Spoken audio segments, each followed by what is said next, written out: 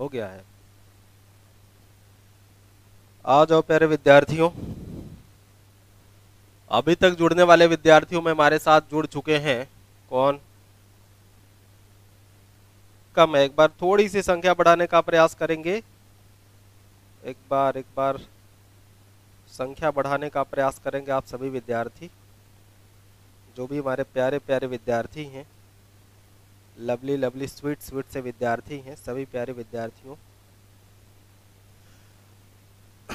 सभी को जय हिंद है भाई। सभी बच्चों को जय हिंद। और आइए शुरुआत कर लेते हैं हम लोग। अब आज से कोई असुविधा आपके पास होनी नहीं है, जैसा कि चल रही थी।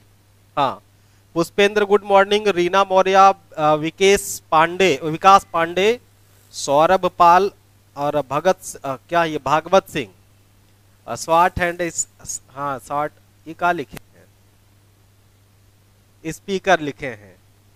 सोनिया भी जुड़ चुकी हैं। सभी को गुड मॉर्निंग है। आइए शुरू कर लेते हैं। जैसे कल थोड़ी सी मैंने शुरुआत जैसे ही करी थी वैसे चीजें थोड़ी ठीक नहीं हो पाई थी, तो अगर आप कहें तो कल वाला क्वेश्चन मैं फिर से कर दूं। कल वाला क्वेश्चन जो थोड़ा सा गड़बड़ हो पाया था, मैं उसको फिर से करने का प्रयास कर दूं अगर आप आदेश करें तो। अन्यथा आज मैं नए प्रश्न से शुरुआत कर लूं। क्या कह रहे हैं? कल वाला प्रश्न जो मलेक्ष वाला आपको प्रश्न दिया गया था, जैसे हमने कहा था मलेक्ष किस में कहा गया है, इसका उत्तर तो आपको पता है कि शतपथ ब्राह्मण में कहा गया है। किस ब्राह्मण में कहा गया है? ये शतपथ ब्राह्मण में बोला गया। इतनी बात तो आपको बता दी गई थी कि शतपथ ब्राह्मण में इसकी बात हुई है। अब ये बताएं कि शतपथ ब्राह्मण में आपको बताया गया, इसका एक अर्थ आपसे पूछा जाता है कि शतपथ का अर्थ क्या होता है। तो प्यारे मेरे शेर शेरियों, इस बात को याद रखना कि शतपथ ब्राह्मण का अर्थ होता है 100 पथ दिखाने वाला। 100 पथ का मतलब रास्ते दिखाने वाला। 100 रास्ते दिखाने वाला। अब इसका मतलब क्या हो गया? 100 रास्ते दिखाने वाला। ऐसा ग्रंथ जो सैकड़ों रास्ता दिखा दे, 100 रास्ता दिखा दे, उसे हम कहते हैं शतपथ ब्राह्मण। उसे हम कहते हैं क्या? शतपथ ब्राह्मण। ठीक है, तो इस हिसाब से ठीक है, ये प्रश्न हो गया। चलिए ठीक है, सौरभ पाल ट्यूटोरियल शुरुआत कर लेते हैं नेक्स्ट प्रश्न की। आज एक नया प्रश्न आपके सामने उपस्थित है और वो प्रश्न देखेंगे आप सभी ध्यान से। पहले प्रश्न को समझेंगे, पूर्व की तरह ही हम लोग काम करेंगे। कौन सा एक जीवोम नहीं है? कौन सा एक जीवोम नहीं है? और जीवोम को अंग्रेजी में बायोम कहते हैं, ध्यान देना। जीवोम को अंग्रेजी में बायोम कहते हैं, इस बात को भी ध्यान देना। चलो अगला ऑप्शन ले लेते हैं। ऑप्शन आपके पास है रेगिस्तान। पहला ऑप्शन क्या हो गया? रेगिस्तान। और दूसरा ऑप्शन हो गया आपके पास घास का मैदान। घास का मैदान। और तीसरा ऑप्शन आपके सामने है पारिस्थितिकी तंत्र। पारिस्थितिकी तंत्र। और चौथा ऑप्शन है आपके पास टुंड्रा। टुंड्रा। अब इसमें से आप सभी आंसर करेंगे कि कौन सा प्रश्न सही होगा, कौन सा ऑप्शन इसमें सही होगा, कौन सा ऑप्शन इसमें सही होगा। आंसर करेंगे कौन सा ऑप्शन इसमें से सही होगा। यहां जरा कमेंट दिखा देंगे, उसी में तो मैटर है। क्वेश्चन टाइप नहीं हुआ है ना,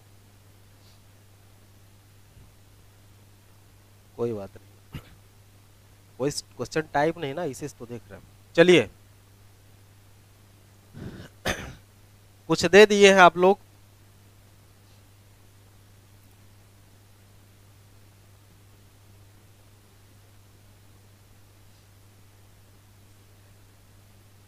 अच्छा, ऑप्शन दिख रहा है बाल को?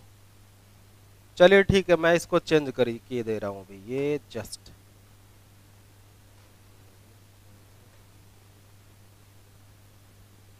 किसी का आंसर अभी दिख ना रहा भैया। भागवत सिंह का एक वाला आया है रेगिस्तान। और किसी प्यारे विद्यार्थी का कोई ऑप्शन, और कोई प्यारा मेरा बच्चा जो आंसर करना चाह रहा है, बताएं भाई। और क्या लग रहा किसी का? आकांक्षा श्रीवास्तव, गुड मॉर्निंग बच्ची। शेयर करके थोड़ा सा अपने फ्रेंडों को भी जोड़ लो। सभी बच्चे शेयर कर लो यार, देखो इतना कायदे से चीजें चल रही हैं। और मत मतलब गिने चुने, इससे ज्यादा तो ऑफलाइन आते थे बच्चे मेरे पास। रीना मौर्य का ए आ रहा है। अब आप लोग फंस गए हैं गुरुदेव के जंजाल में, और जाल में आप फंस चुके हैं। बाल को समझ लेना बात ध्यान से। क्वेश्चन ये रिपीटेड है, पीसीएस प्रीलिम्स का क्वेश्चन है, शायद 2017 या 18 का क्वेश्चन है। देखने में बड़ा सतही प्रश्न है, बहुत छोटा सा प्रश्न है, लेकिन काम कारनामे इसके धारदार है। क्योंकि ये काम नहीं कारनामे करता आयोग, आपको पता है आयोग तो कारनामे करता है। अविनाश सिंह भी जुड़ चुके हैं, विकास का डी है, अविनाश का बी है, और रीना मौर्य का ए है। तो मुझे लग रहा कि आप कितने बच्चे भी, किसी ने भी आंसर नहीं किया ऑप्शन सी को, अर्थात पारिस्थितिकी तंत्र को। और राइट आंसर इज द पारिस्थितिकी तंत्र। क्यों? इकोसिस्टम क्यों अच्छा आंसर होगा? ये देखना कौन सा एक जीवोम नहीं है। जीवोम का मतलब बायोम, हमने अंग्रेजी भी आपसे बता दिया, अंग्रेजी भी बता दिया। तो बायोम का मतलब देखिए, बायोम ये जो पारिस्थितिकी तंत्र है, रेगिस्तान का भी अपना पारिस्थितिकी तंत्र होता है। जब हम कभी किसी टॉपिक को लेंगे और उसमें आपको रेगिस्तान, जब रिजल्ट के बारे में या उससे जुड़े हुए तमाम पहलुओं पर डिस्कस करेंगे, तो आपको बताएंगे कि कैसे रेगिस्तान को भी हम एक पारिस्थितिकी तंत्र मानेंगे। पारिस्थितिकी तंत्र का मतलब आपको बताया गया है कि पारिस्थितिकी तंत्र का मतलब होता है कि जहां पर एक ही तरह के या विभिन्न तरह के चीजें आपको दिखाई देती हैं, एक दूसरे पर आश्रित होती हैं, सबके निके होते हैं, आवास होते हैं, और एक जीव दूसरे जीव पर निर्भर कर सकता है। इस तरह के एक विशाल क्षेत्र को, चाहे छोटे स्तर पर चाहे बड़े स्तर पर, हम उसको पारिस्थितिकी तंत्र समझ सकते हैं। इसको बताया गया है कि पारिस्थितिकी तंत्र छोटा भी हो सकता है और बड़ा भी हो सकता है। एक क्वेश्चन हमने आपसे पूछा था बहुत पहले, आपको याद होगा ऑफलाइन क्लास में, कि सबसे बड़ा पारिस्थितिकी तंत्र कौन सा है? तो आप सागर बताए थे, शायद समुद्र की चर्चा हुई थी उस पे, है कि नहीं है? तो उसी तरह से रेगिस्तान भी हमारा पारिस्थितिकी तंत्र है। ठीक है, घास का मैदान भी तो पारिस्थितिकी तंत्र है, घास का मैदान भी पारिस्थितिकी तंत्र है। अब घास में ही आप देखेंगे पशु भी चरने जाते हैं, घास में छोटे छोटे जीव और बैक्टीरिया, जीवाणु भी पाए जाते हैं, तमाम तरीके, तो वो अपना एक पारिस्थितिकी तंत्र उसका हो गया। अब घासें भी विभिन्न प्रकार की हो सकती हैं, उनका भी अपना एक पारिस्थितिकी तंत्र हो गया। और टुंड्रा भी गजब का पारिस्थितिकी तंत्र है। टुंड्रा बायोम के बारे में भी आप पढ़ते होंगे, टुंड्रा होता है और तमाम तरीके की चीजें हैं। पारिस्थितिकी तंत्र का मतलब होता है कि जो बायोम है, ये टाइप ऑफ इकोसिस्टम की बात ही कर रहा है। ठीक है, तो लगभग सिमिलर है, बायोम और पारिस्थितिकी तंत्र लगभग सिमिलर शब्द है ना। कभी कभी पारिस्थितिकी तंत्र को हम लोग बायोम के नाम से कह देते हैं। तो इसलिए आंसर आपका क्या हो जाएगा बच्चों? सी हो जाएगा। उम्मीद है कि आपको चीजें फटाफट क्लियर हो रही होंगी।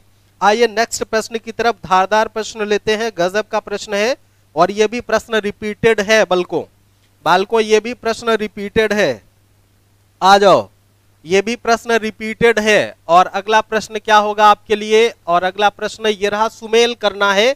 ठीक है, कौन सा इसमें से सुमेल नहीं है ये आपको बताना है। ठीक है, आपको इसमें से देखना है कि कौन सा सुमेल नहीं है।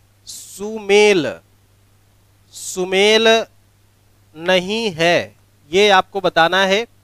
और option A, option B, option C और चौथा ऑप्शन डी, 4 ऑप्शन आपके सामने मैं लिख रहा हूं। और क्या क्या है देखते हैं। एड्यूज फ्रेजर पहला ऑप्शन है, एड्यूज फ्रेजर पहला ऑप्शन है, ये ड्यू फ्रेजर। थोड़ा सा टफ होगा, घबराना नहीं, थोड़ा सा टफ लगेगा, घबराना नहीं। पुलिस आयोग।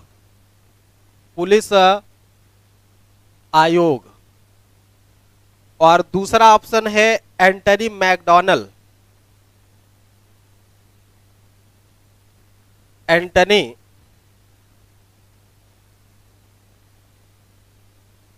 मैकडोनल, और इसके सामने लिखा है अकाल आयोग, अकाल आयोग। ये अपने आप में बहुत ही पूरा प्रश्न है बच्चों। कोलिक स्टाक मानक्रीक,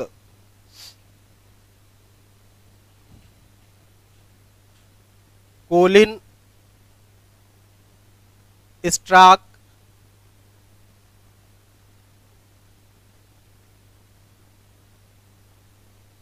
मानक्रीक, और इसके सामने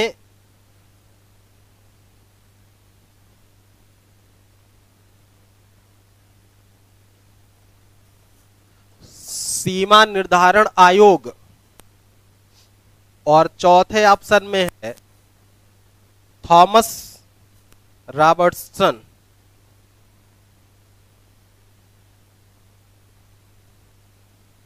थॉमस रॉबर्टसन, और इसके सामने लिखा है रेलवे आयोग।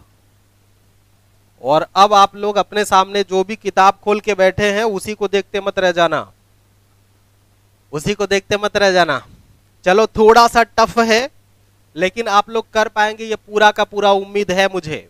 आप लोग कर पाएंगे, सभी बच्चे इसको कर पाएंगे, पूरा पूरा उम्मीद है। मानक्रीक फा है ये। उत्तर दे रहे हैं विकास पांडे का डी आ गया है, पहले ही वाला तो अभी लग रहा है। मंजू, गुड मॉर्निंग मंजू को। पुष्पेंद्र का उत्तर आया डी, थॉमस रॉबर्टसन रेलवे आयोग से संबंधित नहीं है। और किसी का, मेरे सभी लाल लाली, और किसी का कोई उत्तर? भागवत सिंह का डी है। अब आप देखो, हम कहते ना कि हम बहुओं के साथ रहते हैं, बहुमत आपका ठीक जब आएगा तब हम आपका साथ देंगे, नहीं तो हम अपना वाला कर लेंगे। शीघ्रता से आंसर करें बच्चों, शीघ्रता से आंसर करें। आपके बहुओं में मत ना दिख रहा भैया, आपके बहुओं में मत नहीं दिख रहा है, बहुमत दिखाइए जरा सा। 10-12 लोग लाइव हैं लेकिन 10 उत्तर भी ठीक से ना आ रहे। एक बार देखो, ये आप केवल मानक्रीक को लेकर के फंस जा रहे हैं, आप मानक्रीक को लेकर के फंस जा रहे हैं। तो फंसना नहीं आपको मानक्रीक को लेकर के, मानक्रीक को लेकर के आपको फंसना नहीं है। ये जो मानक्रीक लिखा गया है इसी से आप सीमा से जोड़ करके देख रहे हैं, तो ये सीमा से इसका कोई मैटर नहीं है, सीमा निर्धारण से इसका कोई मैटर नहीं है, बल्कि यह सिंचाई आयोग से संबंधित था। किस आयोग से? यह सिंचाई आयोग से संबंधित था। ठीक है, भारत में सिंचाई व्यवस्था को बेहतर करने के लिए जब आप अंग्रेजियत का विकास भारत में देखते हैं, जब आप अंग्रेजियत का विकास देखते हैं और भारत में अंग्रेजों के द्वारा किए गए कुछ कारनामों को देखते हैं, या ब्रिटिश भारत में ब्रिटेन अंग्रेजों की उपलब्धियां जब आप देखते हैं, तो उसके तहत आपको बताया जाता है कि किस तरह से अकाल आयोग का गठन किया गया, किस तरह से भारतीय अर्थव्यवस्था को सुधारने के लिए सिंचाई की व्यवस्था की गई। इस तरीके से तमाम प्रश्न आपसे पूछे जाते हैं। इसका जो सबसे सही आंसर, जैसे देखो एंड्रू फ्रेजर जो है ये पुलिस आयोग इसका अध्यक्ष था। ठीक है, इसी के लीडरशिप में पुलिस आयोग का गठन किया गया था। और उसके बाद एंटनी मैकडोनल, इसके समय अकाल आयोग ये अध्यक्ष था उसका। ठीक, हालांकि 4 आयोग अध्यक्ष बनाए गए, 4 या 5 आयोग आते हैं अकाल से संबंधित, आगे डिस्कस होगा। कोलिन स्टाक मानक्रीक ये सिंचाई से संबंधित है, जबकि थॉमस रॉबर्टसन ये रेलवे से संबंधित है। ठीक है, ये रेलवे से संबंधित है। तो इस तरह से आपका सही उत्तर क्या हो जाएगा? सही उत्तर हो जाएगा आपका सी वाला। ठीक है, सही उत्तर क्या हो जाएगा? सी हो जाएगा। सही का मतलब कि सुमेल नहीं ना, तो ये सुमेलित नहीं है। अगर सिंचाई सामने लिख देंगे तब ये सुमेलित हो जाएगा, अगर ये सिंचाई आप लिखेंगे सामने तब ये सुमेलित हो जाएगा। ठीक हो गई बात? चलिए आ जाइए, आ जाइए अगला प्रश्न देखते हैं। अगला प्रश्न, अगला प्रश्न ब्लैक से आपको दिख रहा है ना बच्चों? ब्लैक से आपको दिख रहा ना, स्मूथ दिख रहा है। ठीक है, क्वेश्चन लिख ले रहे हैं। इसमें भी आप देखेंगे कि सही सुमेलन इसमें से आपको देखना है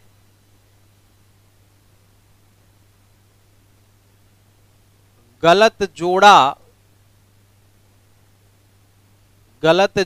का चुनाव करें। गलत जोड़े का चुनाव करना है, और गलत जोड़े का चुनाव आपको कैसे करना देख लीजिए। कौन कौन सा जोड़ा इसमें सही होगा ये आपको बताना है। चलो ऑप्शन ये लेते हैं। ऑप्शन ये है चंद्रगुप्त। ऑप्शन ये है चंद्रगुप्त, और इसके सामने लिखा है कुमार देवी। कुमार देवी। ऑप्शन बी, इसके सामने लिखा है समुद्रगुप्त। समुद्रगुप्त, और इसके सामने लिख दिया है दत्ता देवी। और तीसरा ऑप्शन सी है चंद्रगुप्त। तीसरा ऑप्शन है रामगुप्त, और इसके सामने लिखा है कुबेर नागा।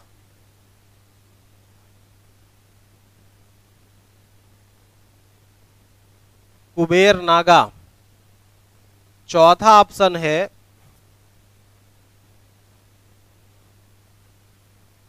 कुमारगुप्त। कुमारगुप्त प्रथम, और इसके सामने लिखा है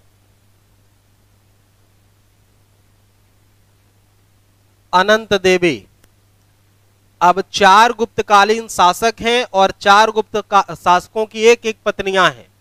हालांकि इनके पास तो पत्नियां कई होती थी, लेकिन ऑप्शन में एक एक दिया तो हम क्या कर सकते हैं। ऑप्शन में तो एक ही दिया है।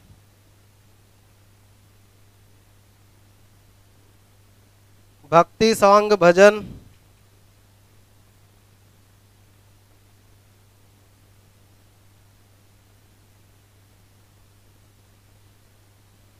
ये बाबू पीडीएफ वाली पढ़ाई ना देखे। पीडीएफ तो हम बनवा ही लेंगे, लेकिन ये ऑफलाइन की क्लास थी जिसमें बच्चे नोट्स बनाते हैं।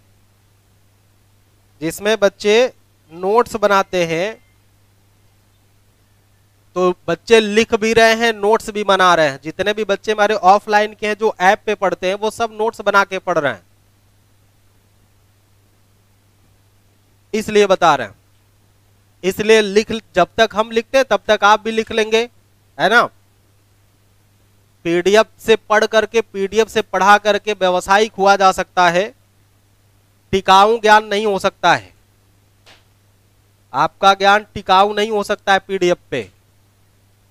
शाम वाली क्लास पीडीएफ पे चलती है। जिनको पीडीएफ की जरूरत पड़े, शाम को 7 बजे से GK and current affairs, static GK और करंट अफेयर्स की क्लास चलती है। शाम को आप ज्वाइन कर सकते हैं भैया। उस पे पीडीएफ भी है, लेकिन ऑप्शन नहीं है वहां पे।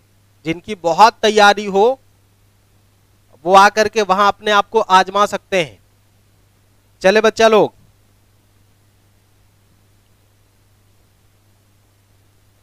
आंसर करें।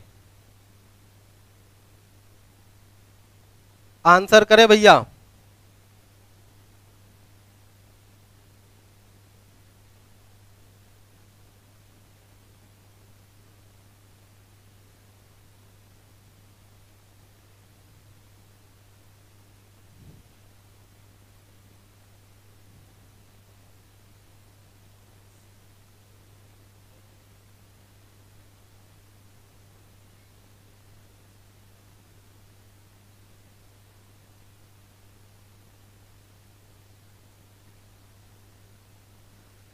चले, रीना का सी आ गया उत्तर। रामगुप्त, कुबेर नागा, और किसी का? रीना का सी आया है, भागवत का सी आया है, आशीष गुप्ता भी जुड़े हैं गुड मॉर्निंग के साथ। और ये कौन है? गरीब नवाज कुशवाहा। गरीब नवाज का उत्तर आया डी। तो देखिए, चंद्रगुप्त प्रथम की पत्नी का नाम था कुमार देवी, ठीक है। और विवाह करने के उपलक्ष्य में चंद्रगुप्त प्रथम ने विवाह करने के उपलक्ष्य में चंद्रगुप्त प्रथम ने विवाह प्रकार के सिक्के या उसी को कहते हैं दाम्पत्य प्रकार के सिक्के जारी किया था। किस प्रकार का सिक्का जारी करता है? दाम्पत्य प्रकार का सिक्का जारी करता है, या एक और सिक्का जारी करता है राजा रानी प्रकार का सिक्का। कैसा सिक्का? राजा रानी प्रकार का सिक्का। ये क्या है? सिक्का है। आपसे ये भी पूछा जाता है कि राजा रानी प्रकार के सिक्का कौन सा शासक जारी करता है, तो राजा रानी प्रकार के सिक्के जारी करने का काम ये करता है। अब राजा रानी का मतलब है कि एक ऐसे सिक्का बनाया गया है और इस सिक्के पर इस तरह से राज्याभिषेक के अवसर का सीन दिखाया गया है, जिसमें एक तरफ राजा बैठा हुआ है और दूसरी तरफ रानी बैठी हुई है। ठीक है, एक तरफ राजा बैठा हुआ है और दूसरी तरफ रानी बैठी हुई है। इसी को हम कहते हैं कि ये राजा रानी प्रकार का सिक्का है। ये कैसा सिक्का है? राजा रानी प्रकार का सिक्का है और इस पे चंद्रगुप्त और कुमार देवी के नाम का अंकन किया गया है। ये सिक्के चांदी के हैं। ये सिक्के चांदी के हैं, तो चांदी के सिक्के को जारी करने वाला जो शासक था गुप्त साम्राज्य का, वो चंद्रगुप्त प्रथम था। ठीक है, वो चंद्रगुप्त प्रथम था। दूसरा समुद्रगुप्त। समुद्रगुप्त की पत्नी का नाम था दत्ता देवी और समुद्रगुप्त को भारत का नेपोलियन भी कहते हैं। समुद्रगुप्त को भारत का नेपोलियन भी कहा जाता है। इसको भारत का नेपोलियन भी कहा जाता है। रामगुप्त के बारे में मामला थोड़ा सा गलत है। यहां पे रामगुप्त आंसर में नहीं है। ठीक है, रामगुप्त यहां पे आंसर में नहीं है, बल्कि रामगुप्त के स्थान पर चंद्रगुप्त द्वितीय होना चाहिए था। यहां पर अगर चंद्रगुप्त द्वितीय होता, चंद्रगुप्त द्वितीय माने सी वाले ऑप्शन में रामगुप्त नहीं बल्कि रामगुप्त के स्थान पर चंद्रगुप्त द्वितीय अगर होता तो यह उत्तर आपका सही हो जाता। ठीक है, तो चंद्रगुप्त द्वितीय की पत्नी का नाम क्या था? कुबेर नागा था और कुमार गुप्त की पत्नी का नाम अनंत देवी था। ये आपसे कई बार पूछे गए हैं। सभी के पत्नियों के नाम जबरदस्त हैं, इंपॉर्टेंट हैं, 1000 बार आपसे प्रश्न पूछा गया है। अच्छा, चंद्रगुप्त द्वितीय को विक्रमादित्य की उपाधि भी दी गई है। विक्रमादित्य की उपाधि भी दी गई है इसको, इसलिए यह भी सवाल ध्यान देना कि इसको विक्रमादित्य की उपाधि दी गई है।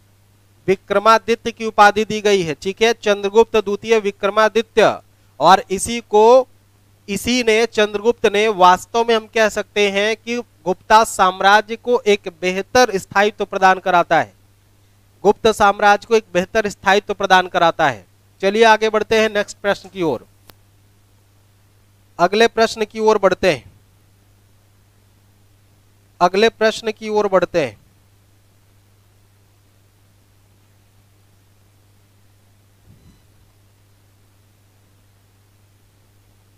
अगला प्रश्न है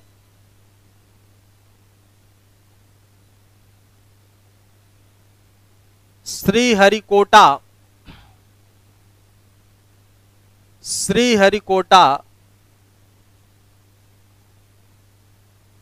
किस झील के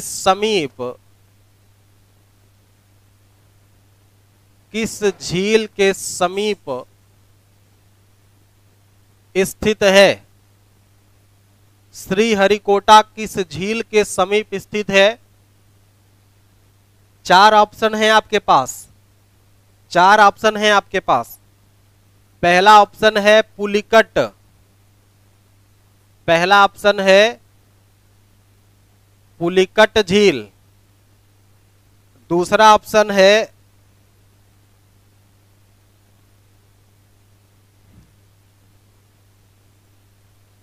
चेम्बरमबक्कम झील, और तीसरा ऑप्शन है कोलेरू झील।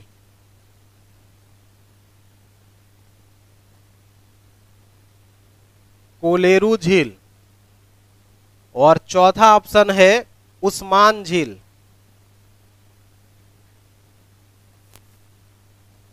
उस्मान झील, चौथा ऑप्शन है उस्मान झील। चले देखते हैं किसमें कितना है दम। बहुत सरल सा प्रश्न है, कई बार आपसे पूछा गया है। अगर आप थोड़ा सा भी जागरूक रहें, आंख और कान खोल करके जी रहे होंगे, तो जरूर इस प्रश्न का उत्तर दे पाएंगे। आंख कान खोले रहने का मतलब है कि समाचार अगर आप पढ़ रहे हैं, समाचार पत्र अगर आप पढ़ रहे हैं और उसके माध्यम से आप अगर समाचार को ठीक ठाक से समझ रहे हैं, तो मुझे लगता है कि इस प्रश्न का उत्तर आप सभी विद्यार्थी दे पाएंगे। उत्तर आना भी शुरू हो गया। रीना मौर्य का सी है, गरीब नवाज का डी है, और स्टेनो का है ए, पुष्पेंद्र का बी, आकांक्षा का ए, भागवत का बी। बहुमत ठीक ना है भैया, बहुमत ठीक नहीं है। फिर से एक बार ट्राई करिए, आपको एक अलग चांस मैं दे रहा हूं कि श्रीहरिकोटा किस झील के किनारे स्थित है ये बताना है, किस झील के किनारे स्थित है ये बताना है। तो जितने भी विद्यार्थियों ने आंसर ए किया है वो खुश हो जाएं कि उनका मामला सही बन गया है। जो भी विद्यार्थी आंसर ये टाइप किए हैं वो खुश हो जाएं कि उनका सही है। आकांक्षा का सही उत्तर है, आकांक्षा का उत्तर सही है। और किसी विद्यार्थी का? और तो लगभग, हाँ, ये कौन है, स्टेनो सागर सम्राट का ए आया, इनका भी सही उत्तर है। ठीक है, ये जो चेम्बरकम झील है ये तमिलनाडु में है, इसको लेकर आप परेशान हुए होंगे। ये तमिलनाडु में है, ठीक है, ये तमिलनाडु में है। अगर इसकी अवस्थिति आप चाहे तो लिख सकते हैं, तमिलनाडु में है। और इसका उद्गम होता है अडियार नदी से। अगर इसके उद्गम को आप जानना चाहें तो एक अडियार नदी है, इसी अडियार नदी से इसका उद्गम होता है। इस बात को भी आप ध्यान रख लेंगे। अगर हम देखें कि चेम्बरक्कम जो झील है ये तमिलनाडु में है, चेम्बरक्कम जो झील है ये तमिलनाडु में है। ठीक हो गई बात, तमिलनाडु में है। पंकज कुमार जुड़े हैं, इंग्लिश अजीत भी जुड़ चुके हैं। ये उत्तर दे दिया, अमर सिंह गुड मॉर्निंग बोल दिए हैं। चलो सभी बच्चों को गुड मॉर्निंग है जो अभी अभी ताजा ताजा जुड़ रहे हैं, हालांकि हमें जुड़े तो ठीक ठाक समय हो गया है। आ जाओ, एक बात और देख लो, कोलेरू झील के बारे में कोई बताएगा? अच्छा, ये पहले एक बात बता लो कि पुलिकट झील अगर सही उत्तर है तो ये श्रीहरिकोटा इसी के पास स्थित है। राज्य आप बता सकते हैं क्या कि श्रीहरिकोटा किस स्टेट में है, किस राज्य में है? आप इसका बता सकते हैं क्या?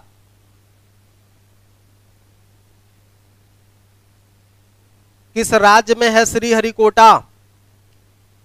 आप लोग कमेंट करो, तब तक आप लोग कमेंट करो, तब तक मैं तीसरे वाले ऑप्शन से आपकी चर्चा जोड़ता हूं। तब तक मैं तीसरे वाले ऑप्शन से आपको जोड़ता हूं। जल्दी से बताने का प्रयास करेंगे। कोलेरू झील, अब देखो कोलेरू झील जो है, कोलेरू झील के बारे में इतना जानना है कि यह आंध्र प्रदेश कृष्णा गोदावरी डेल्टा के मध्य स्थित है। कहां पे है? तो ये है आंध्र प्रदेश में। कहां पे है भैया? आंध्र प्रदेश में है। और किस नदियों के मध्य? तो कृष्णा और गोदावरी के बीच स्थित है। कृष्णा और गोदावरी के मध्य में स्थित है। बस इतनी बात यहां पे याद रखना कि कोलेरू झील। अच्छा, एक बात और याद रखना कि यह ताजे पानी की झील है। कैसी झील है?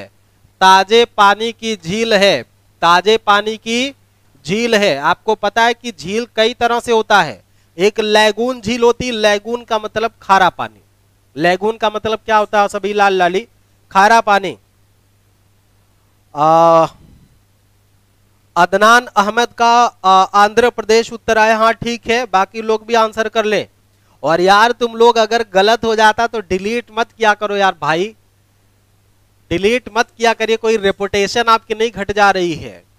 जब आपके मस्तिष्क में जो गलत ऑप्शन वाला कचरा है वो निकलेगा तभी तो नया वाला चीज आप करेंगे, तभी तो आप नई बात सीखेंगे। तो इसको एकदम बेशर्म हो जाया करिए, सीखने के लिए बेशर्म हो जाया करिए, सीखने के लिए आपको बेशर्म होना है। चलो, चौथी झील क्या है? उस्मान झील है। चौथी झील क्या भैया? चौथी झील उस्मान झील है। और उस्मान झील के बारे में क्या बोलेंगे? उस्मान झील के बारे में क्या बोलना है? जो उस्मान झील है ये आंध्र प्रदेश में, उस्मान झील जो है ये हैदराबाद में है। क्षमा चाहते हैं, ये हैदराबाद में है। उस्मान झील हैदराबाद में है और ये ताजे पानी की झील है। कैसी झील है? ताजे पानी की झील है। ताजे पानी की झील है, इस बात को नोटिस करना है। उस्मान झील हैदराबाद में है, ताजे पानी की झील है। ठीक है, ताजे पानी की झील है। अगर टाइप इसका आप जानना चाह रहे हैं ना, टाइप, तो हम कह सकते हैं कि यह एक कृत्रिम झील का एग्जाम्पल है, या एक कृत्रिम झील का एग्जाम्पल है, कृत्रिम झील का उदाहरण है। कैसा? कृत्रिम झील का उदाहरण, इस बात को भी याद रखना है, कृत्रिम झील का उदाहरण है। चलो, अगर हम बात कर लिए थे श्रीहरिकोटा की, तो थोड़ा सा इसको और विस्तृत समझ लेना है, इसको थोड़ा सा और विस्तृत समझ लेना है। जैसे अगर हम ये बात करें, जैसे ये मान लो ये हमारा भारत है, और इस तरह से आप जानते हैं कि भारत के जो तटीय प्रदेश होते हैं वो दो तरह से, जैसे जो इस साइड होगा इसे हम क्या कहते हैं? इसे हम कहते हैं पूर्वी तट। ठीक है, इसे क्या बोलेंगे? पूर्वी तट। क्या बोलेंगे इसे? ये पूर्वी तटीय क्षेत्र है ना, ये यहां से लेकर के और यहां तक हम बोलते हैं क्या? पूरब तटीय क्षेत्र। जो एलो लाइनिंग दिख रही है ये पूरब तटीय क्षेत्र है, और जो इस साइड आपको दिख रहा है ये पश्चिम तटीय क्षेत्र है। ये कैसा क्षेत्र है? ये पश्चिम तटीय क्षेत्र है। इसे हम लोग क्या बोलते हैं? यहां ब्लैक वाला जो है, ये ब्लैक, यहां से ये ब्लैक वाली साइड, ये पश्चिमी तट बोला जाता है। ये क्या बोला जाता है? पश्चिमी तट बोला जाता है। तो ये एक बात आप याद रख लेना, कभी कभी आपसे पूछ लेता है कि श्रीहरिकोटा किस तट पर स्थित है? श्रीहरिकोटा भारत के किस तट पर स्थित है? श्रीहरिकोटा किस तट पर स्थित है? अगर ये जानना है तो उत्तर हो जाएगा पश्चिमी तट। एक बात तो ये सीख लिया आपने कि श्रीहरिकोटा आंध्र प्रदेश में है, किस झील के किनारे है और किस तट पर है। ठीक है, श्रीहरिकोटा किस झील में के किनारे है, किस राज्य में है और किस तट पर है? तो पश्चिमी तट पर है। अब इससे जुड़ा हुआ एक बात और आप समझ लेना कि पश्चिमी तट की क्या क्या विशेषताएं हो सकती हैं। अब पश्चिमी तट का मतलब, जैसे यहां से अगर आप देखेंगे ये वाला एरिया, यहां से लेकर के ये, इसको हम लोग बोलते हैं उत्कल तट, या इसी को कलिंग तट कहते हैं।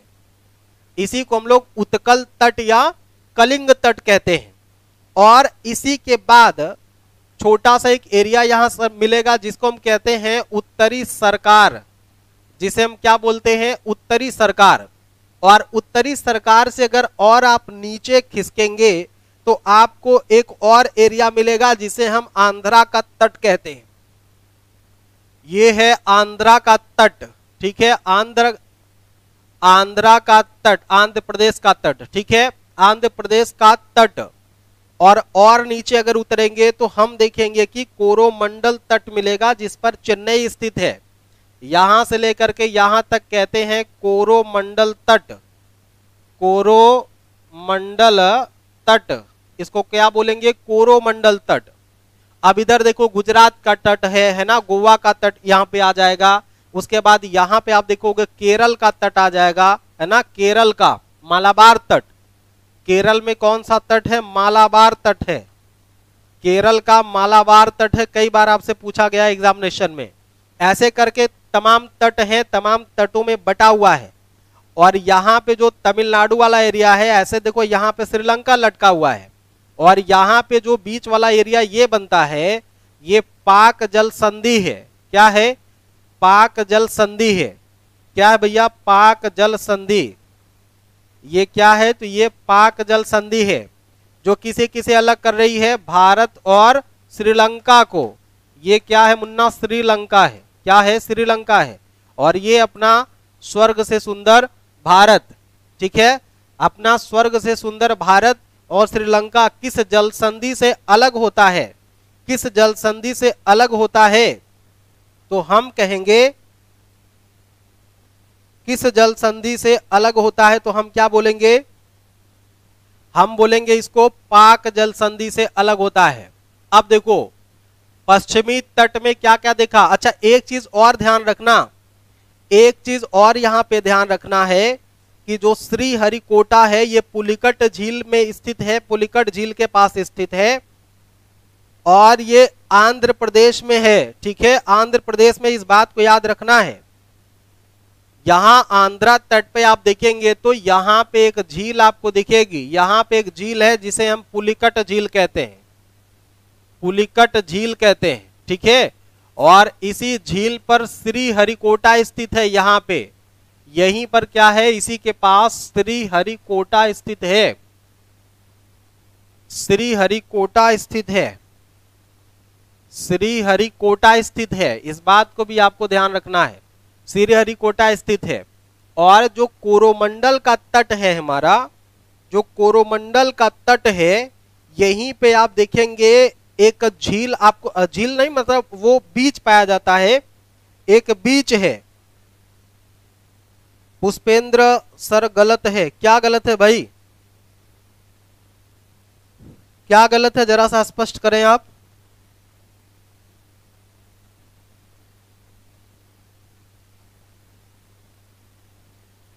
देखो यहां पे चेन्नई है, ठीक है, यहां पे क्या है, चेन्नई है। और इसी चेन्नई की कुछ खासियत आप जान लीजिए, चेन्नई की खासियत क्या है।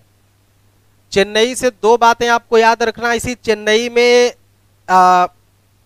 एक बीच है जिसे हम मरीना ब्रिज कहते हैं, जो भारत का सर्वाधिक लंबा बीच है। यही चेन्नई में एक बीच पाया जाता है। बीच का मतलब जानते हैं क्या होता है, जैसे जुहू बीच है, गोवा का बीच है, समुद्र का वो किनारा जहां पर टूरिस्ट जाकर के अच्छे अच्छे मौसम का आनंद उठाते हैं। अब चेन्नई में क्या है, मरीना बीच है, मरीना बीच। इसी को अंग्रेजी में पुलिन कहते हैं। बीच को अंग्रेजी में क्या बोलते हैं, बीच को अंग्रेजी में पुलिन बोलते हैं।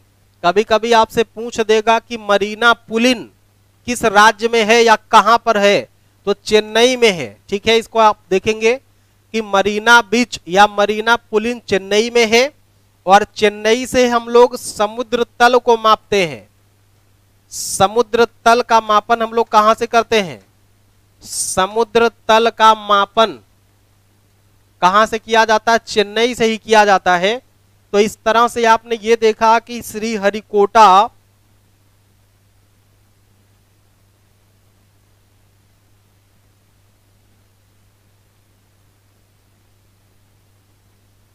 अच्छा, हाँ हाँ हाँ हाँ हाँ, ठीक ठीक ठीक, पूर्वी तट और पश्चिमी तट उल्टा लिख दिया हूं, क्षमा चाहते हैं विद्यार्थियों, क्षमा चाहते हैं। इधर पश्चिमी तट है,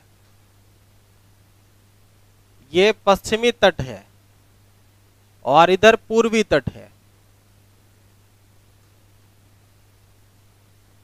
धन्यवाद पुष्पेंद्र जी। पूर्वी तट और पश्चिमी तट, अब देखो पूर्वी तट और पश्चिमी तट, इसको मैं पहले पढ़ा चुका हूं आपको। भारत का पूर्वी और पश्चिमी तट आपको बताया हूं क्या, कि सबसे इसका जो पूर्वी स्थल है, भारत का सबसे पूर्वी पश्चिमी उत्तर और दक्षिण बिंदु पर चर्चा हुई थी ना आपसे। सबसे पश्चिमी बिंदु क्या बनेगा, सबसे पश्चिमी बिंदु गौर माता,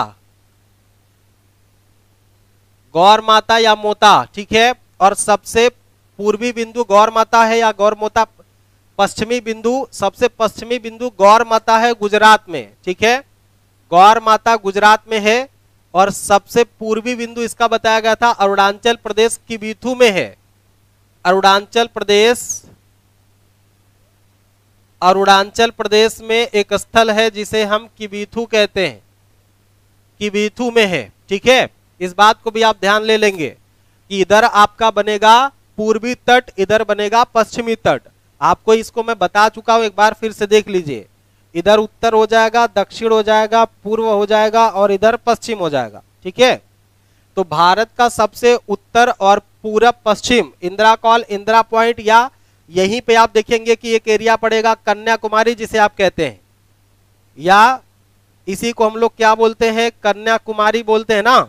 यहाँ पे है कन्याकुमारी, सबसे दक्षिणतम बिंदु है कन्याकुमारी, या इसी को केप कमोरिन कहते हैं। कन्याकुमारी या इसी को केप कमोरिन कहते हैं, केप कमोरिन कहते हैं, कन्याकुमारी या इसी को केप कमोरिन कहते हैं।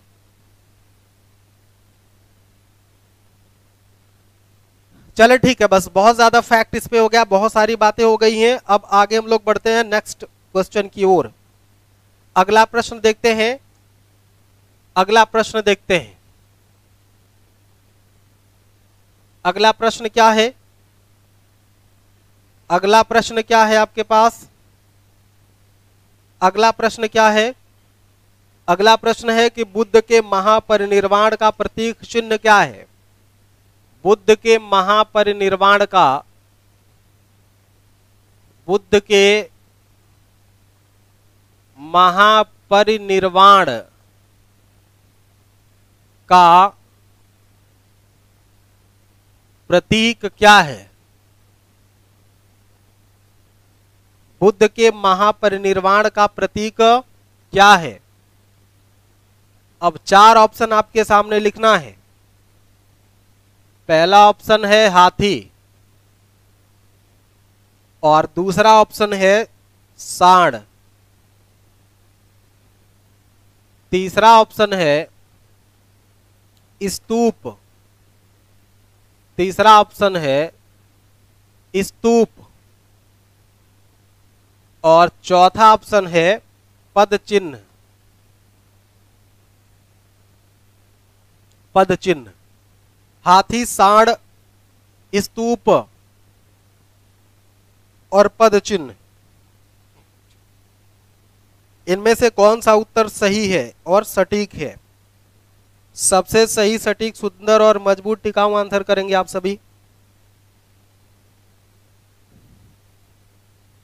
पुष्पेंद्र ने सी कह दिया, और किसी बच्चे का आंसर?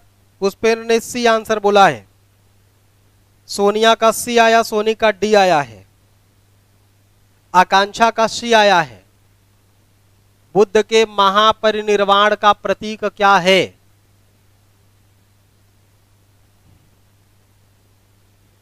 सोनिया का सी है। देखो बहुमत तो सी के साथ जा रहा है, जितने भी कमेंट करने वाले लोग हैं, लेकिन फिर भी आप सही नहीं कह रहे हैं।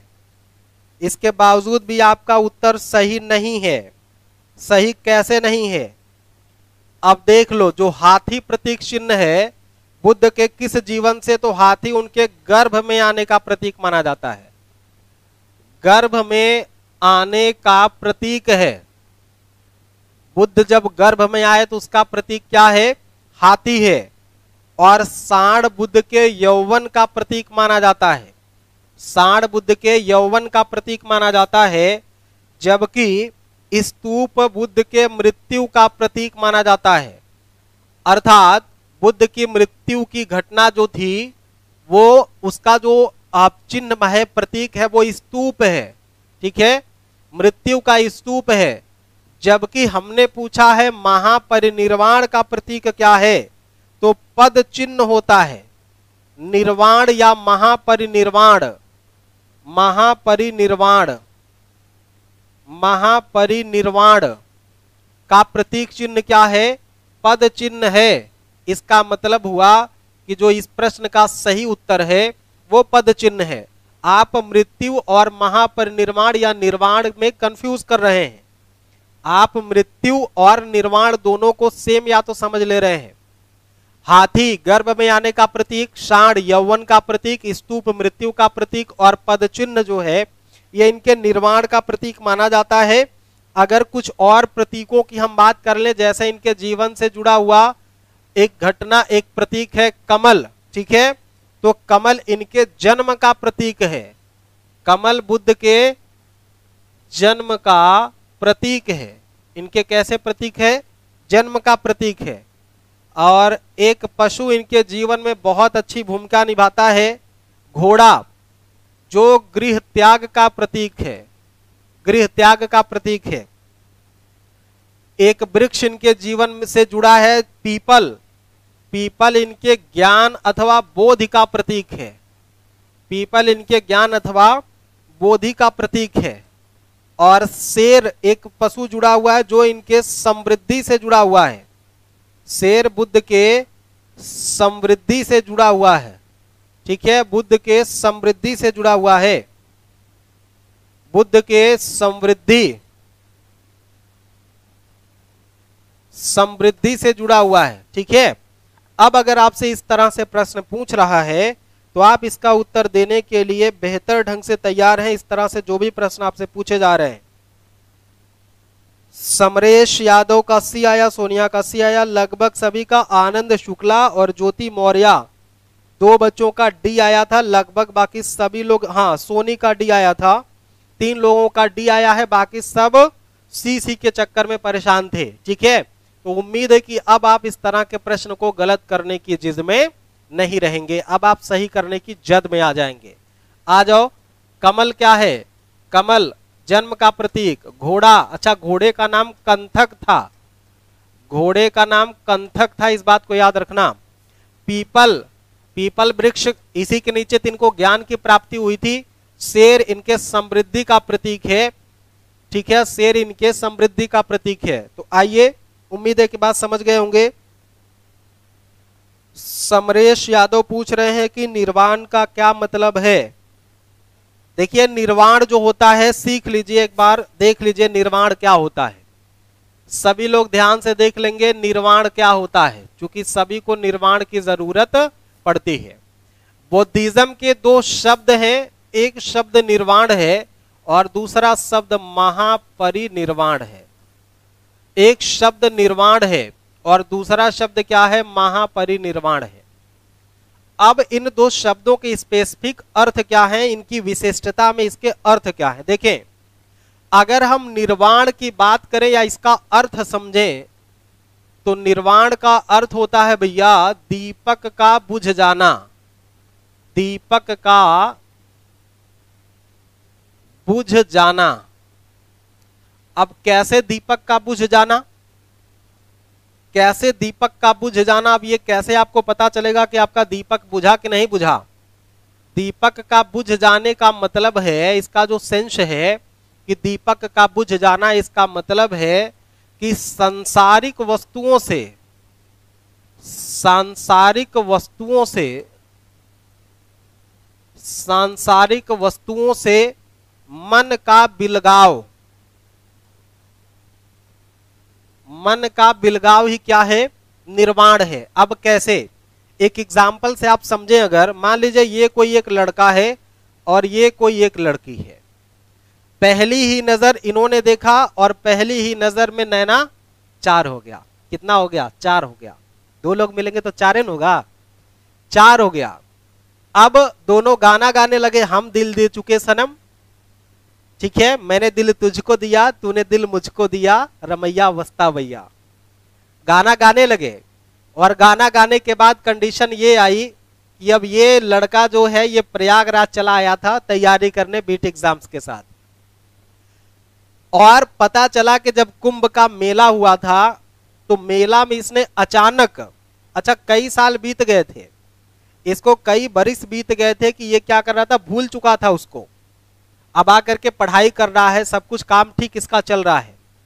5-7 साल बाद इसको अचानक सेम उसी की तरह की एक महिला सामने से दिखी। मान लीजिए इसका नाम हम कह दे रहे हैं कि इस लड़की का नाम यश से रहा होगा कुछ, और इसका नाम के से रहा होगा बच्चे का। तो इस विद्यार्थी ने जैसे यश को देखा, इसको तुरंत इसका कलेजा धक से कर गया, कलेजा धक से करेगा कि अरे कहीं यश तो नहीं है।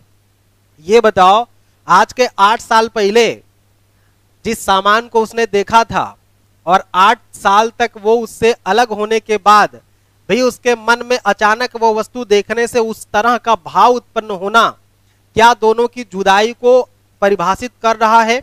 बिल्कुल नहीं कर रहा है। इसका मतलब है कि इस बच्चे के हृदय में कहीं ना कहीं, उसके अंतरात्मा में, उसके हृदय में कहीं ना कहीं इतना प्रगाढ़ प्रेम छुपा हुआ था सुसुप्तावस्था में कि इस सामान को देखते ही विस्फोट हो गया। अब बताओ, ये जो संबंध निकला, क्या दीपक बुझ गया था? सांसारिक वस्तुओं से बिलगाव हो चुका था? बिल्कुल नहीं हुआ था। सांसारिक वस्तुओं से जो मोह माया है, जो मोह माया है उससे विरक्त हो जाना, मोह माया से एकदम भूल जाना, सामाजिक संबंधों, सामाजिक ताना बाना को भूल जाना, ये क्या है? जब आप त्रिरत्नों का पालन करते बुद्धिज्म के और अष्टांगिक मार्गों पर चलते हैं तो आपकी तृष्णा का उन्मूलन होता है। जब आप अष्टांगिक मार्गों का पालन करते हैं तो आपकी तृष्णा, तृष्णा का मतलब कि बहुत सारी चीजें, लालच अपने मन में पैदा कर लेना, उसे तृष्णा कहते हैं। अतृप्त इच्छा, असंतुष्ट वाली जो इच्छा है, जो असंतुष्टि की मानसिकता है, उसे तृष्णा बोला गया है। जब आप अष्टांगिक मार्गों का अकॉर्डिंग टू बुद्धिज्म आप फॉलो करते हैं अष्टांगिक मार्ग, तो अष्टांगिक मार्ग के 8 चरणों में आते आते जब लास्ट चरण आप पहुंचते हैं समाधि के स्तर तक, तो आपके मस्तिष्क के जो बाह्य विकार हैं वो समाप्त हो जाते हैं और आप एक शुद्ध विशुद्ध मानसिक स्थिति, मन स्थिति में पहुंच जाते हैं। और ऐसी अवस्था में आप सांसारिक वस्तुओं से एकदम अलग पड़ जाते हैं। माता पिता, भाई बहन, बच्चे, सभी से आपका संबंध टूट जाता है और आप एक भिक्षु की भांति अपने जीवन का निर्वहन करते हैं। इस अवस्था को बोला गया है निर्वाण। इस अवस्था को क्या बोला गया है? निर्वाण। और जो निर्वाणिष्ठ है, जो निर्वाण को प्राप्त कर चुका है, मतलब जीते जी मर गया है, जीते जी मतलब इतना बेवफा हो जाए कि देखने के बाद भी मुंह कद हत मुझौसा, मतलब यही तो है हमारा, मतलब क्या बोलते हैं उसको, बेवफा वाला टाइप का फीलिंग आता है। तो वो भी कहां भूला है, जो बेवफा कह देता वो भी कहां भूल पाता है भाई, वो तो और जबरदस्त तरीके से याद करता है। तो जो भूलना तो चाहा लेकिन भूला ना पाया। निर्वाण का मतलब है कि जीते जी इसी संसार में आप क्या हैं, सांसारिक वस्तुओं से अलग हो जाए, दैट कॉल्ड इज निर्वाण। और महापरिनिर्वाण, अगर आप इसी कंडीशन में, मतलब सांसारिक वस्तुओं से विरक्ति का भाव हृदय में सजो करके आप रखे हैं, और इसी कंडीशन में यदि आपकी मृत्यु हो गई, यदि उस व्यक्ति की मृत्यु हो गई जो निर्वाण प्राप्त कर लिया है, तब उसे हम कहते हैं भैया महापरिनिर्वाण। ठीक है, निर्वाण इसी जीवन में संभव है, मतलब जीते जी, जीते जी आप किसी को भूल सकते हैं, भूला इस कदर कि फिर कभी याद ना आया। ठीक है, भूला इस कदर कि फिर कभी याद ना आया, इस अवस्था को कहेंगे निर्वाण। और जब इस अवस्था में, अच्छा ये जीवन रहते संभव है, जैसे आप किसी को अगर भूलना चाह रहे हैं तो बताओ इसी जन्म में भूलोगे कि मर के भूलोगे? अब वो तो अलग बात है, मर के भी वादा तेरा भूलेंगे नहीं, वो अलग बात है, लेकिन चाहो तो भूल सकते हो कि नहीं भूल सकते हो? अगर भूल गए तब निर्वाण हो गया है, नहीं भूल पाए तो फिर दिक्कत है तुम्हारे साथ भाई। निर्वाण का मतलब ये, महापरिनिर्वाण का, निर्वाण इसी जीवन में संभव है, इसको भी याद रखना, निर्वाण इसी जीवन में संभव है, लेकिन महापरिनिर्वाण मेरे प्यारे बच्चों मृत्यु के बाद ही मिलती है। जैसे हम कहें कि आत्मा का परमात्मा से सदैव के लिए मिलन हो जाना, आत्मा का परमात्मा से सदैव के लिए मिलन हो जाना, दूध में पानी का मिल जाना, सागर में नमक का मिल जाना, ये ऐसे कुछ शाश्वत सत्य हैं जिसे पुनः आप अलग नहीं कर सकते हैं। हमारा जीवात्मा जब उस परमात्मा में जाकर के विलीन हो जाए और पुनर्जन्म के, जीवन मरण के चक्र से छुटकारा मिल जाए, उसे हम कहते हैं महापरिनिर्वाण। उसे क्या बोलते हैं भैया? महापरिनिर्वाण। उम्मीद है कि आपको यह बात ठीक ठाक लगा होगा, आप इसको कायदे से बात को समझ गए होंगे, ठीक ठाक से आप समझ गए होंगे। चले,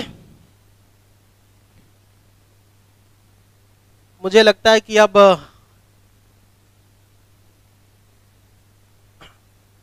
अच्छा, समरेश जी बताएं कि आप समझ पाए हैं निर्वाण और महापरिनिर्वाण का अर्थ?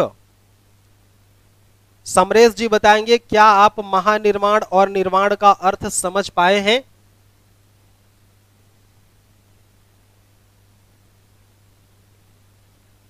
जितने भी लोग देख रहे हैं वो बता दे एक बार कि क्या आप, एक लोगों को तो समझ में आ गया भाई, ताली बज रही है सोनी जी की तरफ से।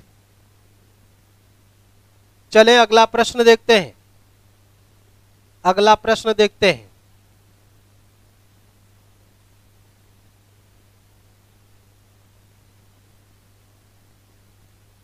अगला प्रश्न देखते हैं।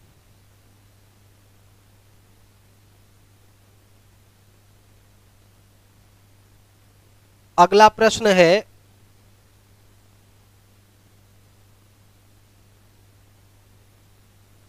लाइसोसोम, अगला प्रश्न है लाइसोसोम, अगला प्रश्न है लाइसोसोम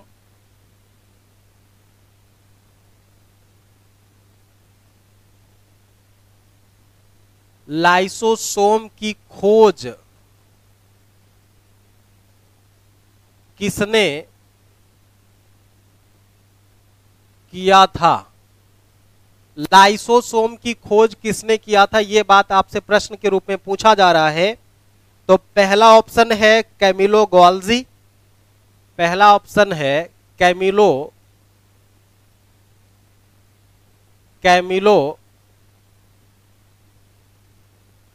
गाल्जी, और दूसरा ऑप्शन आपके सामने है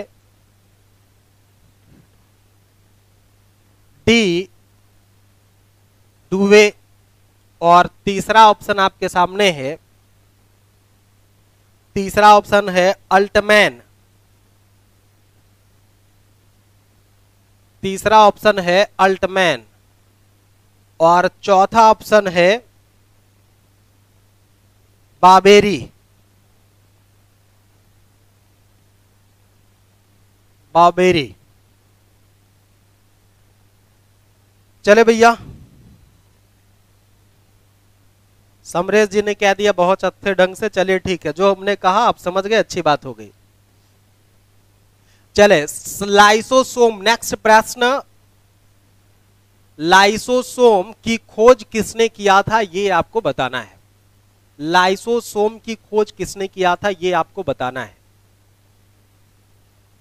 मेरे नन्हे मुन्ने बच्चों। बी भागवत का बी, रीना का ए, पुष्पेंद्र का ए, और किसी का, और किसी विद्यार्थी का उत्तर?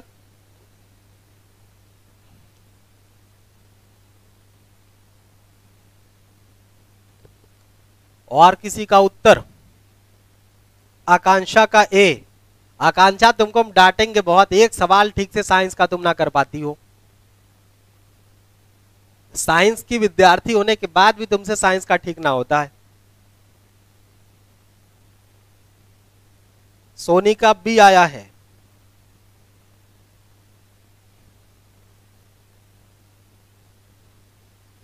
देखो इसका उत्तर तो होगा बी, ठीक है, उत्तर क्या होगा बच्चों? बी होगा। ये जो कैमिलो गाल्जी है, इन्होंने गाल्जी काय को खोजा था, ठीक ना, गाल्जी उपकरण को खोजा था इन्होंने, गाल्जी उपकरण को खोजा था, ठीक है। जो गाल्जी काय होता है, ये कोशिका जो होते हैं उसके अणुओं को यातायात का प्रबंधन करता है, कोशिका अणुओं के यातायात का प्रबंधन करता है, कोशिका अणुओं के यातायात का प्रबंधन, ठीक है, यातायात का प्रबंधन करता है कौन? यातायात का प्रबंधन करता है गाल्जी काय, ठीक है, गाल्जी काय क्या करता है? गाल्जी काय करता है।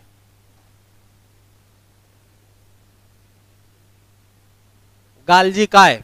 अब अगर आपसे पूछेगा कि गाल्जी काय की खोज किसने की थी, तो गाल्जी काय की खोज किया था कैमिलो गोल्जी ने, और गाल्जी काय क्या करता है? कोशिका अणुओं के यातायात का प्रबंधन करता है। अच्छा एक बात देखना, एक बार प्रश्न पूछा गया है कि सेल्स में, माने कोशिका में यातायात का कार्य कौन करता है? ट्रैफिक पुलिस कौन है? आप सेल जानते हैं ना? अरे भैया सेल, सेल कौन सा सेल? मोबाइल वाला सेल नहीं, टार्च वाला सेल नहीं, ये जो ह्यूमन बॉडी या जो हमारे जीव होते हैं, किसी भी जीव की कार्यात्मक और संरचनात्मक इकाई होती है, ठीक ना, कैसी यूनिट होती है? फंक्शनल यूनिट होती, कह सकते हैं फंक्शनल यूनिट होती है, structural and functional unit of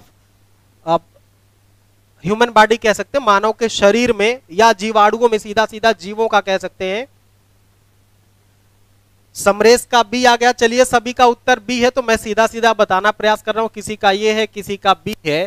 तो अभी आपके सामने जो उत्तर आ गया क्या है? Camillo Golgi. क्या हुआ इसके बारे में? अब ये देखो, ये जो डुवे है, डी डुवे, इन्होंने इसकी खोज करी थी लाइसोसोम की, और लाइसोसोम के बारे में कहा जाता है कि यह अंतःपाचक कोशिकाओं में सहायता करते हैं, ठीक है, ये अंतः जो है कोशिका पाचन क्रिया में सहायता करते हैं, कोशिका पाचन क्रिया में सहायता करते हैं।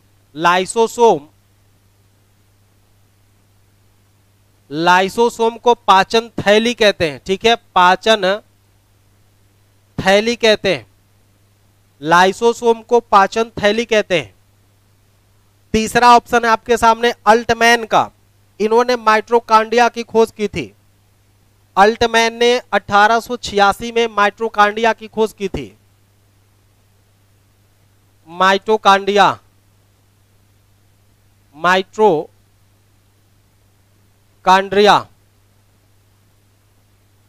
माइटोकांड्रिया की खोज किसने की थी? तो अल्टमैन ने की थी। और इसी को कोशिका का पावर हाउस कहते हैं, कोशिका का पावर हाउस। कोशिका का पावर हाउस किसे कहते हैं बच्चा? कोशिका का पावर हाउस कहते हैं किसको? माइटोकांड्रिया को। सेल्स का पावर हाउस किसे कहते हैं? माइटोकांड्रिया को कहते हैं। सेल्स का पावर हाउस किसे कहते हैं? माइटोकांड्रिया को कहते हैं।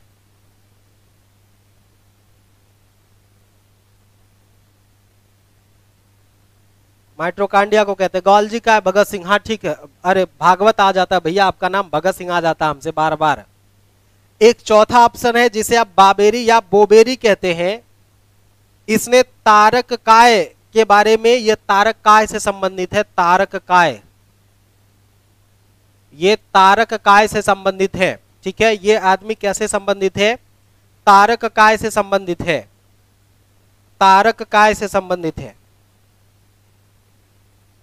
मतलब ये तारक काय को खोजे थे, जिसे हम सेंट्रोसोम कह सकते हैं।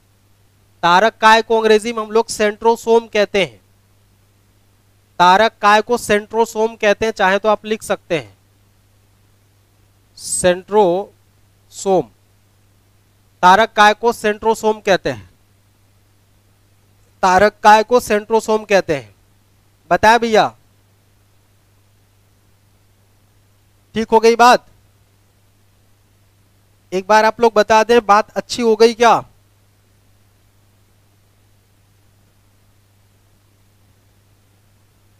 एक बार सभी लोग कमेंट कर दें कि क्या बात है, ये इस क्वेश्चन को आप लोग समझ पाए हैं?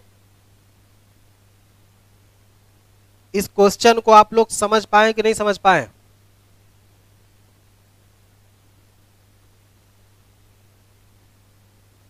चलो अच्छा, एक बार और आपका टेस्ट लेते हैं, एक टेस्ट आपका और लेते हैं।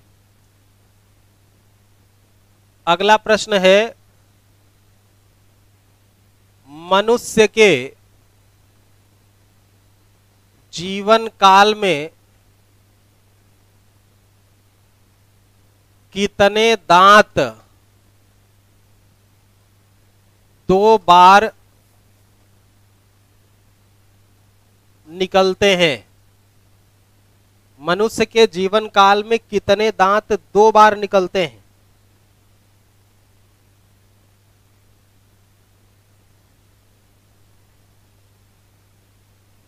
पहला ऑप्शन है 4, दूसरा ऑप्शन है 12, तीसरा ऑप्शन है 20 और चौथा ऑप्शन है 28। चले देखते हैं।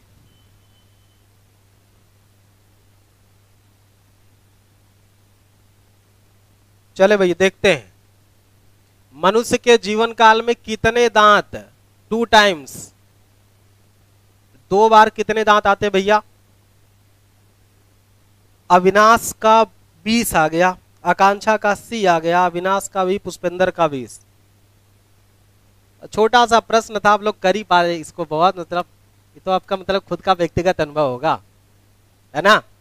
अच्छा ये बताओ कि मनुष्य के दांत में, जो मनुष्य का दांत होता है, इसी तरह से होता ना भाई साहब। ये मनुष्य के दांत हो गए। कितने दांत होते हैं? ये तो बड़े आराम से आप कह सकते हैं 32 दांत होते हैं, ठीक है। और इसी 32 दांतों में जो लास्ट वाला दांत होता है, इसी को कहते हैं बुद्धिदत्ता, बुद्धि, या इसी को अक्ल दत्ता कहते हैं। अक्ल दांत, अक्ल दांत। ये बताओ अक्ल दांत किस उम्र में आता है? किसी व्यक्ति में अक्ल दांत आ जाए, बुद्धि दांत आ जाए, किस उम्र तक के व्यक्तियों में अक्ल दांत होता है? तो बुद्धि दत्ता किस उम्र के व्यक्तियों में होता है? किस उम्र के व्यक्तियों में बुद्धि वाला दांत निकलता है? तो लगभग 26 से 28 या 30, 26 से 30 की उम्र में अकल दांत निकलता है। माने 32वां दांत जो है वो 26 से 30। प्रैक्टिस बैच चलेगा या नहीं? आज शाम का जो बैचेस है चलेगा, सभी बैचेस चलेंगी। आज से आपकी जितनी बैचेस चल रही थी, सुशील सर की सारी बैचेस कंटिन्यूअस चल रही हैं आज से एकदम लगातार धारदार तरीके से। सुशील सर की जितनी भी क्लासेस थी वो कंटिन्यू हो चुकी हैं, मेरी जितनी क्लासेस हैं वो कंटिन्यू हो चुकी हैं, मैथ वाले सर की, प्रदीप सर की जितनी क्लासेस थी वो भी कंटिन्यू आज से हैं। नए टीचर्स भी हमारे साथ, नई फैकल्टी भी जुड़ चुकी हैं, नई फैकल्टी भी जुड़ चुकी है, जैसे आपके सामने उपस्थित हो ही चुके हैं। कल हम लोग इंट्रोडक्शन सर का दे ही दिए थे, आशीष पांडे सर, तो पांडे जी भी जुड़ चुके हैं हमारे साथ, और आज शायद पांडे जी की भी क्लास आपको मिल जाएगी, है ना? तो चलो विद्यार्थियों, आज के लिए बस इतना ही।